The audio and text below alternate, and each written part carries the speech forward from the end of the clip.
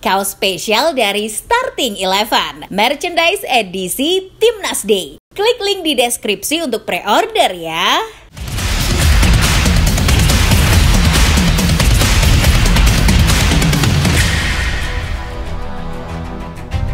Usai menelan kekalahan mengejutkan atas Timnas Cina, banyak media dan fans mencari kambing hitam untuk disalahkan. Tak sedikit yang berkesimpulan kalau susunan pemain adalah penyebab utamanya.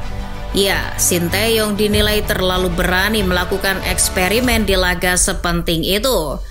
Tanpa menyebutkan siapa dan apa posisinya, banyak pemain-pemain yang tak pernah terpikirkan untuk masuk skuad tiba-tiba berada di susunan 11 pertama.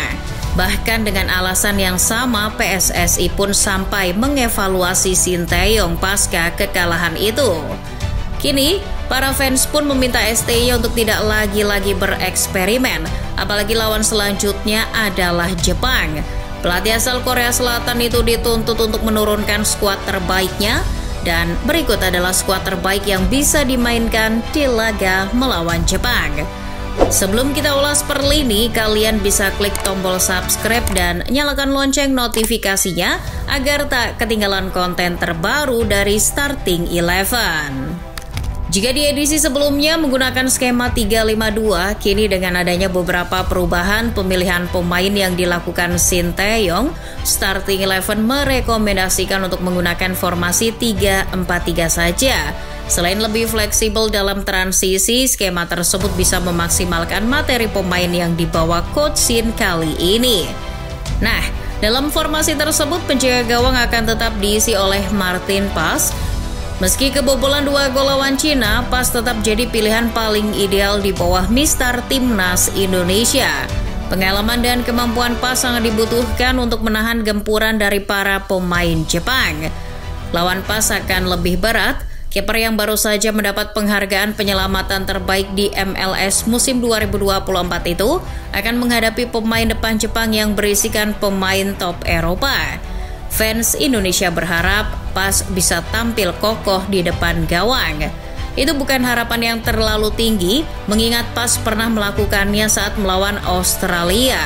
Paz berhasil menjaga gawang Indonesia tetap suci dengan mencatatkan 5 penyelamatan dan 9 recoveries.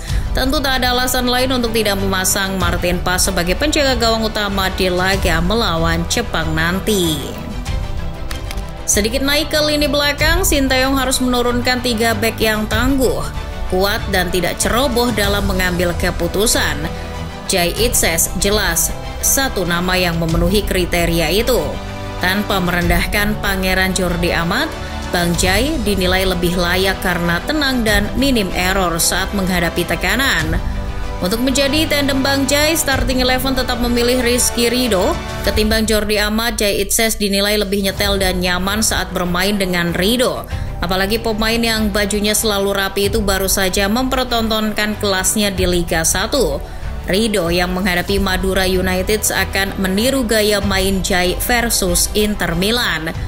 Melakukan dribbling yang membelah pertahanan lawan, lalu melepaskan crossing akurat ke kotak penalti.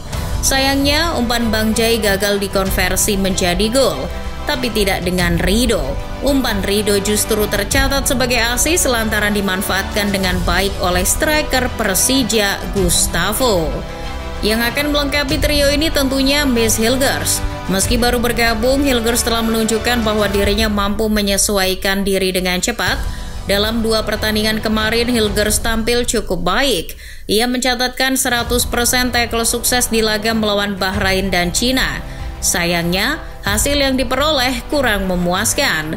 Masalahnya, Hilgers dikabarkan masih dalam kondisi pemulihan akibat cedera hamstring. El nyengir bahkan tidak dimainkan oleh Joseph Osting saat FC20 menghadapi OG Sinis di ajang Europa League tengah pekan lalu. Meski begitu, STY tetap memanggilnya.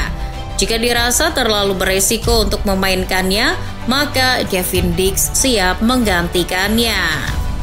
Di sektor wingback, skuad Garuda akan diisi oleh pemain-pemain terbaik yang dimiliki oleh Shin Tae-yong. Kita mulai dari sebelah kiri terlebih dahulu. Untuk Pratama Arhan dan Shady Patinama, kami mohon maaf kalian minggir dulu bentar, karena posisi ini jelas sudah jadi hak milik El Ninja Calvin Verdong. Selama bergulirnya ronde ketiga kualifikasi Piala Dunia 2026, Calvin masih jadi pemain yang konsisten bermain bagus. Meski secara rating cukup fluktuatif, caranya dalam membaca arah bola dan menjaga daerah permainannya cukup baik. Selain itu, meski bertubuh mungil, dirinya tak gentar saat menghadapi pemain-pemain yang secara size lebih besar darinya. Di posisi bek sayap kanan, Sinteyong kali ini tidak membawa Asnawi Mangkualam. Tapi itu bukan berarti Sandy Walsh minim pesaing, karena di situ ada duo Sayuri dan Eliano Reinders yang bisa bermain sebagai bek sayap. Tapi ya, kalau untuk memaksimalkan strategi bertahan dan menjaga kedalaman, Sandy paling cocok. Pemain Kevin McClellan itu lebih bijak dalam mengambil keputusan dan piawai dalam penguasaan bola. Yancha atau Yakob Sayuri mungkin bisa jadi opsi di babak kedua. Ketika pemain lawan sudah mulai kelelahan, permainan duo Sayuri yang meledak-ledak pasti akan merepotkan The Blue Samurai. Berlanjut ke roda penggerak tim nasional Indonesia, line up babak pertama alangkah baiknya diisi oleh pemain yang bisa mengakomodir permainan dari bawah. Duo gelandang yang sangat baik dalam melakukan transisi dari bertahan ke menyerang, karena Indonesia bisa dipastikan akan mengendalikan serangan balik cepat. Karena tidak ada Ivar Jenner yang absen lantaran akumulasi kartu, posisinya akan digantikan oleh Nathan Chow Aon.